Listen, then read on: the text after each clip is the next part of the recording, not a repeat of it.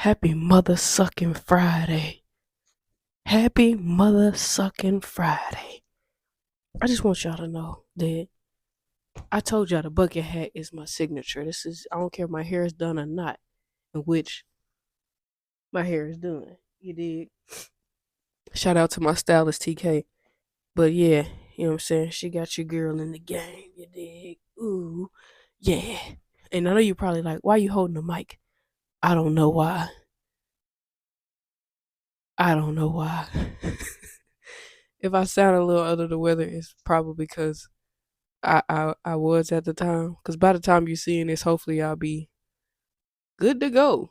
Anyway, um, yeah. Happy Mother Sucking Friday. Give me just a moment, please.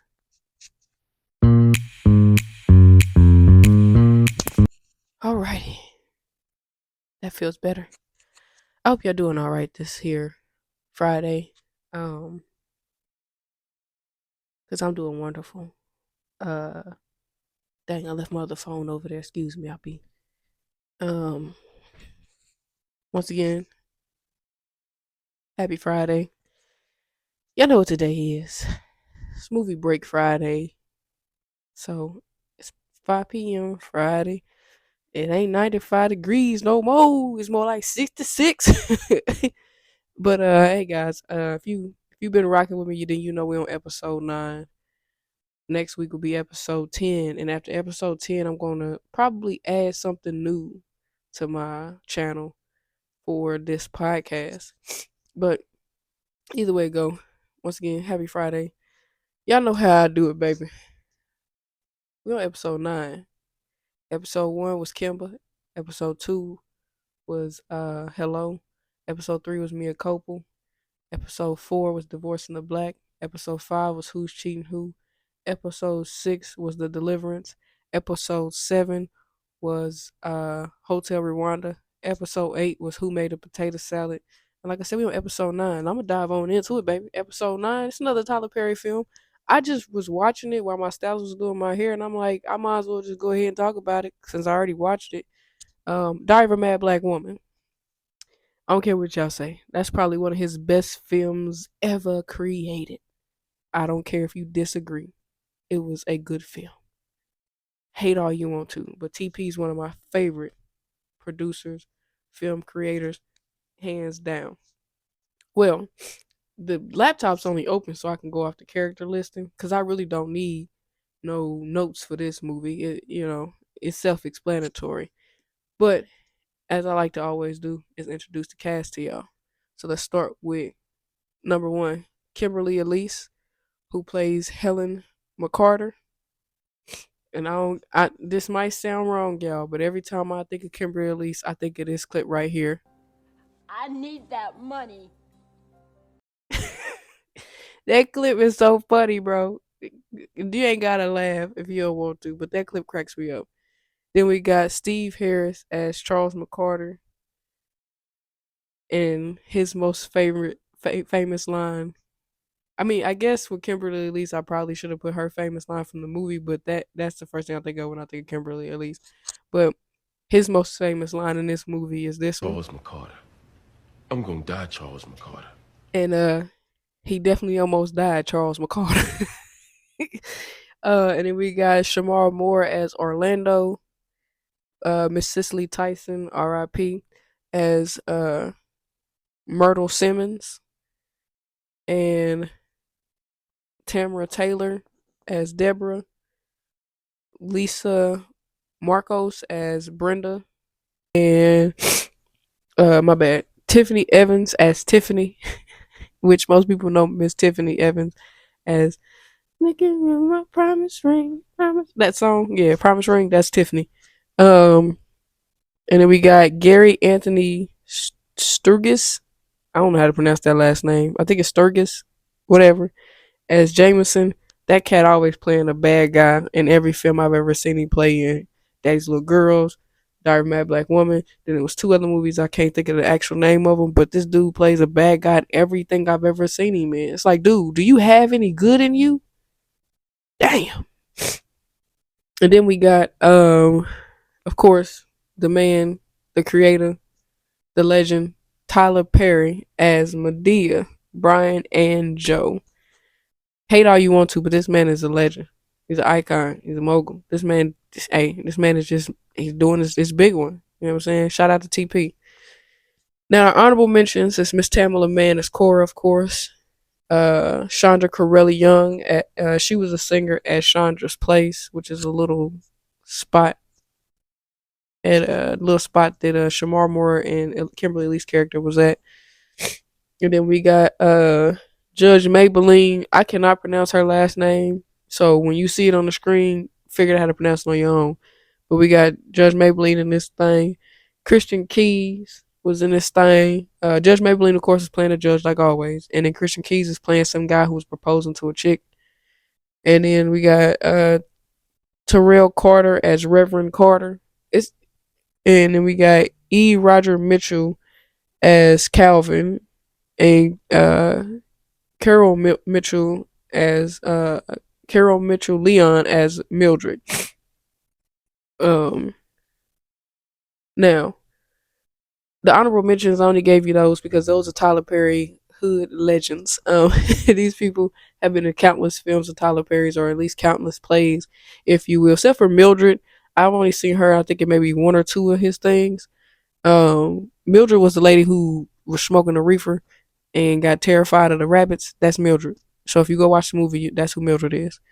And I'm pretty sure this movie's been out for years, so I know everybody has seen this movie. And if you ain't seen this movie, you better be like 20 and below. Because if you like 20, if you like 24 and up, and you ain't seen this movie, what is you doing? What is you doing? At least watch it. Even if you don't agree with Tyler Perry, even if you don't like him, at least watch it. You know what I'm saying? Don't be a hater all your life. Um, but anyway, like I said, this is about Tyler Perry's A Diary of a Mad Black Woman. And I hear everybody always say he liked to paint black women as this angry woman who needs saving, or paint black, yeah, whatever. Stop getting mad because he's telling y'all the truth. How about that? Now, Diary of a Mad Black Woman is simply about a black woman who spent 18, probably 20 plus years with one man, married to him, been with him through the struggles, been through him with everything, you know, wanted kids, couldn't have kids because they never really disclosed why she had her miscarriages, but she did have two miscarriages by Charles and Carter. And you know what I'm saying? So, typical story. Man gets up, you know what I'm saying, thinks he's better than everybody else, think he's better than God, think he's almighty, think he got this big dog power, so he goes out, finds him a little young tenderoni, got kids with this little young tenderoni or whatever, and dogs his wife out. Put her out the house. And of course, Shamar Moore, aka Orlando, he playing Mr. Fix It. You know what I'm saying? And it's like a hood Cinderella story, almost. It's kind of almost like that. But anyway, so Helen's character gets put out by her husband. Now, what threw me off is in the beginning of the movie when Charles and Helen is walking into this little ceremony for Charles. He waves at his side piece. I never, like, all the years I've seen this movie, and I've seen this movie countless times, I never realized that was his side piece at the honorable dinner. Dude was straight bogus with it, you heard? But anyway, so after that little rendezvous or whatever, time, it laps over to where basically he putting Helen out. Helen come home and see a U-Haul truck packing her shit up. She thinking that she getting a new wardrobe and then her old stuff is getting taken out, when whole time that's not the case. Your husband putting you out, shawty. So basically he come home, confront her, let her know, like, no, I'm putting you out and I'm moving my side piece in. This is gonna be my new wife, and blase blase blase. Well, before Charles was a defense attorney, he used to sell dope back in the day. Okay? And that's what paid for his schooling, basically, was the dope that he was running. And then he felt like because he went legit, he was bigger than everybody else. So like I said, he put his wife out. She meets Orlando because he's the guy that's taking her wherever she want to go. They get into a little argument, altercation, whatever you want to call it. She put him at the U-Haul. She take the U-Haul to Medea house. Medea like, oh hell no, hell no. You know what I'm saying? So they go through this whole spiel of where Helen basically is now at the point where she's at ground zero. She don't got no money. She ain't got no car. She ain't got no home. She ain't got nothing. No job, no nothing. But Medea being Medea, she like, baby, what you trying to do? So Medea pretty much like, not my granddaughter. You ain't gonna do my grandbaby like that. That ain't how this gonna happen. Now I'm kind of confused. I'm confusion because Cicely Tyson plays Kimberly Elise's mother, right?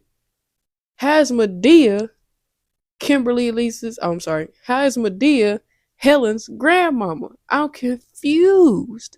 I don't get it. Like, I thought Cicely Tyson's character, Myrtle, would have been her grandma, and then Medea would have been her mama, but I digress. I'm still kind of confused on this family tree.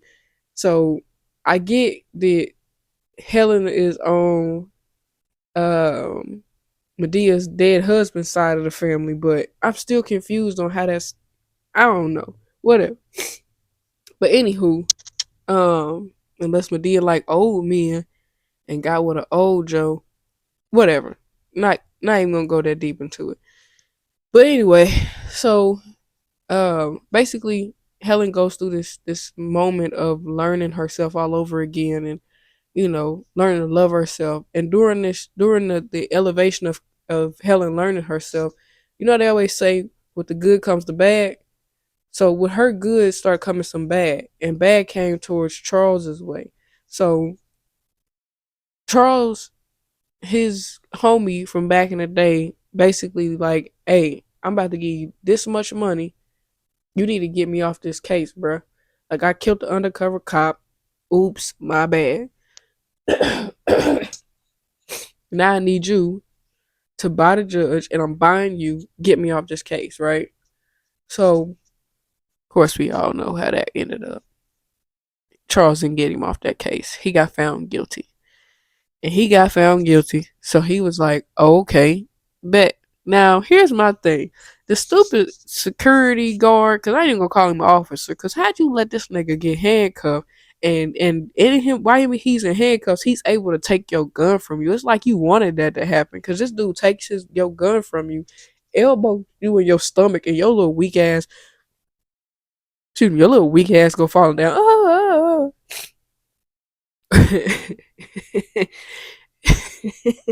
but you know what I'm saying? You go falling down, and he pow shoots Charles McCall. Now, before Charles got shot, like I told y'all, Helen was elevating in her life and learning herself. She ended up getting a job. She started taking things serious with Orlando. She started moving on with her life, right? She started to, find her real true happiness. Well, like I said, with the good comes the bad.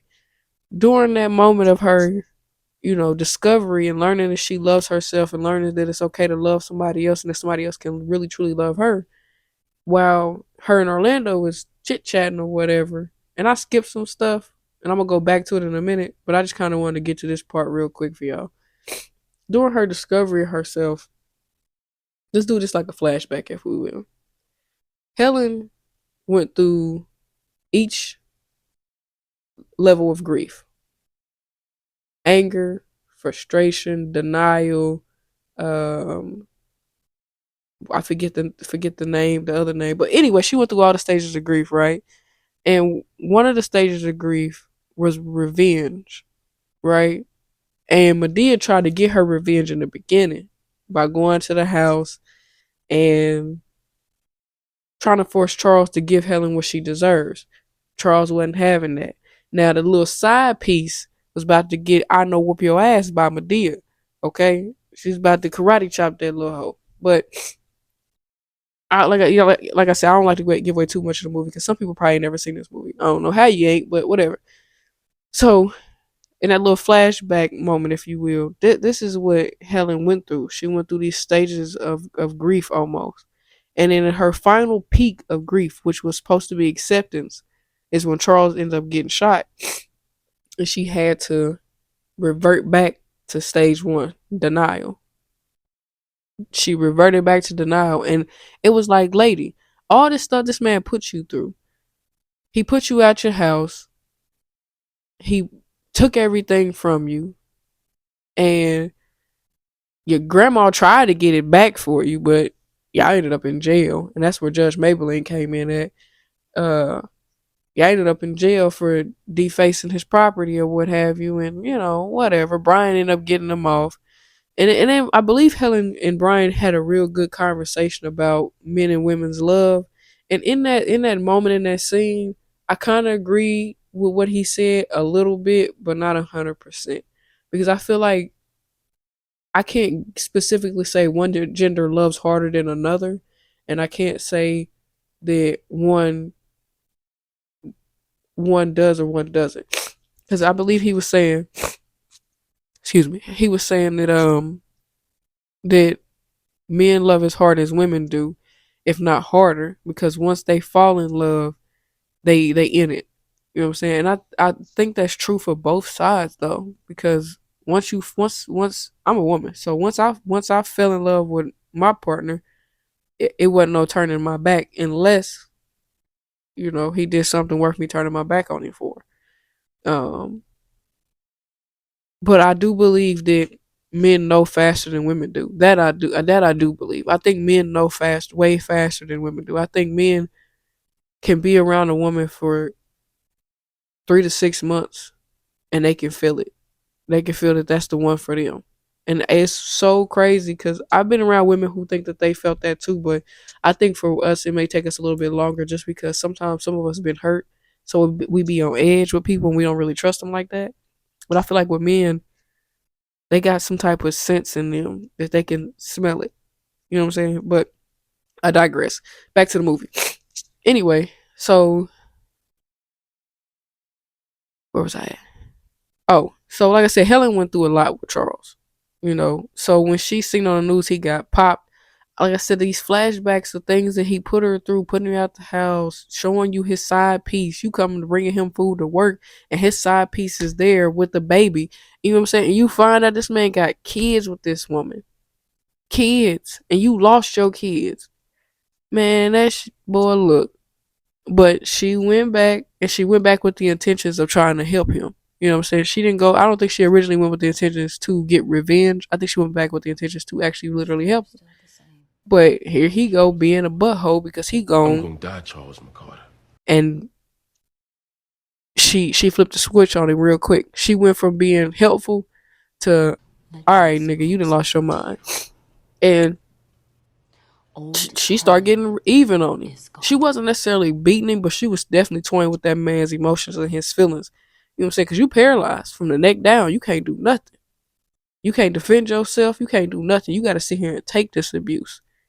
And that, and this Maybe you scene should right go into here, the kitchen and get yourself something to eat then, huh? hilarious. I don't care what nobody say. That scene is hilarious. You should go get you something to eat. Yeah, he deserved what he got. It is what it is. But like I said, she goes through these stages, and then when she goes back to go help him, she go through her stages with him as well: anger, disbelief, denial, revenge, and then eventually she gets to a point where she's at peace with letting go of her marriage with him, with letting him go completely. She's nurses him back to health, basically, getting to where he's able to, kind of move around without 100% help from another person. She does what she does. She does what a wife would have done for a husband that was right. She gets him nursing back to health after she cut it off with Orlando though. Now she did cut it off with Orlando, and he was too pissed with his little messed up wig. He was too pissed, but I honestly think she did it for herself to make sure that that's really what she wanted. I think she had to see what it felt like to break it off with somebody and go back to somebody who hurt her to see if that was what was in the cards for her. And I think during the process of healing him and really realizing for herself that she really did truly forgive him for what he did, helped her realize that yeah, I don't want this man. I don't want this life. I don't want none of this. Like I'm good. This isn't for me. So the final scene of this movie is when they go to church, and when they at church, I think is when she had her revelation that she really truly was in love with Orlando and no longer was in love with Charles. Cause Charles gets up and he shows that he can walk and all this other good jazz. After church, everybody was singing. It's the song that they sang. Man. Father, can you hear me now? That's my jam. I don't care if I can't sing, and I know I probably sound horrible just now on my mic, but so what? Suck it. That song, I don't care where I'm at in my house. If that song come on while that movie, like the movie on, if that song come on, or if it just come on in general, I'm stopping whatever I'm doing and I'm sprinting to wherever that song is playing at, and I'm singing that song. That song is touching, bro. And it was even more touching when Deborah crackhead ass came. I was sorry. It was even more touching when Deborah came through the church doors and she was singing her little butt off too. I'm gonna see if I can get some of these clips and I'm gonna play some of them at the end of this podcast for y'all. Not a whole lot of them because I don't want them to, you know, copyright my podcast for this. But yeah, I'm gonna try to find that song that they were singing because man, look, Cora, Tiffany, Deborah, and Reverend Carter, they killed that song. You heard me? They was in there singing that song, baby. They was singing, especially Deborah and Cora. Woo, yeah, give you chills. Matter of fact, let me see if I can find it real quick. But while I'm looking this up too, I will say, um, oh, back to the story. Actually, my bad. So basically, uh, when they left the church, they went back to Medea house for dinner, and while they sitting at the table, everybody eating and whatnot, and Helen pulls out the divorce papers and her rings and put them on the thing, and let Charles know, like, hey man, you ain't who I want no more. I know what I want, and I know what makes me happy. And she get up and she getting ready to dip, and they like, where you going? She like, to go get my man. You know what I'm saying? So she runs off and goes after her man, and she basically, you know what I'm saying, go back and win him over. Even though he was mad at her, yeah, she still ended up getting her man at the end. And I'm trying to see if I can find. Yeah, here it is. I'm gonna play in a second. But anyway, she ended up basically getting her man at the end. Um, the biggest thing about this movie that I think that people aren't paying attention to, and a lot of his movies are similar. Yes, they're. I will agree with y'all. A lot of his movies are very similar, but the similarities are so different, and it's at the same time that the messages are a little different in each movie. Like in this movie, I feel like the message was it's okay to be bitter. It's okay to be upset. It's okay to be angry. It's okay to feel every emotion that you want to feel in this world when somebody does you wrong. But what is not okay is to let them keep and have power over you for so long that you lose sight of who you are. I feel like that people are so eager to be just instantly upset with people because they did them wrong that they don't realize that you really are putting hatred and you're hurting yourself in a way. You know what I'm saying? Like people gonna do you wrong in this lifetime. You know what I'm saying? You ain't no one's gonna treat you fair every time.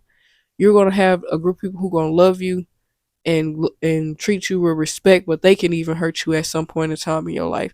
And if you can forgive and forget, well, not even forget, but if you can forgive even the people that you love for what they've done to you, then it shouldn't be as hard to forgive the people who you don't love and don't have no more connection with for what they've done, because they're not going to be around you. You've already exited them out of your equation, and I feel like that's what this movie was showing us, is that there's nothing wrong with simply saying, yes, you hurt me. Yes, I forgave you. I haven't forgotten, but I have forgave you. I have forgiven you for it. And I moved on with my life. And that's what we need to learn as a world, is that not everyone's going to love and treat you the same. And you just have to know what you're willing to accept and what you're not. That's what I took from the movie. So you can argue with your mama, but that's how I feel. That's what I feel like the movie was about. And that's why I said all his movies might be similar, but the messages is usually different. And even if they are similar in message, did you get the message? Damn. Sorry I keep sniffling in y'all ear. But I found the song, and yeah. Father, please hear us. Give and give and give you everything. Our lives and souls today. Well, I'm going to end up cutting that because I know I sounded like shit. But listen, y'all, I don't know how you want to take any message that I have given you today, but like I said, one thing about this movie, and I do apologize. Like I said, I'm kind of getting over a cold, so if I was jumping around a little bit today, I apologize. But the message still stands. At the end of the day, in this lifetime, no one is going to love and treat you better than you will love and treat yourself. So at the end of the day, if somebody's not treating you the way you want to be treated, you do not have to stick around them because they family or because they this or because they that. Leave. Stop dealing with them. Cut them off. And I know it's easier said than done, but sometimes you got to choose you over other people. If you can't choose yourself, then you don't know your self-worth. I want to thank everybody who's been watching. Once again, this has been Tay with another movie break. This is episode 9. I got something special for y'all for episode 10. Stay tuned, be blessed, and have a wonderful night. Peace out.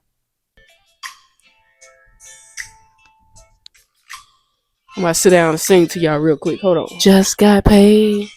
It's Friday night. Party hopping. Feeling right. Body shaking all around. Know one thing. I'm getting down. Just another bit of black woman, huh? Excuse me? I know I watched a man drag you out of a house and treat you like dirt. Now there's another story you can tell my cousin. And I'm not bitter. I'm mad as hell.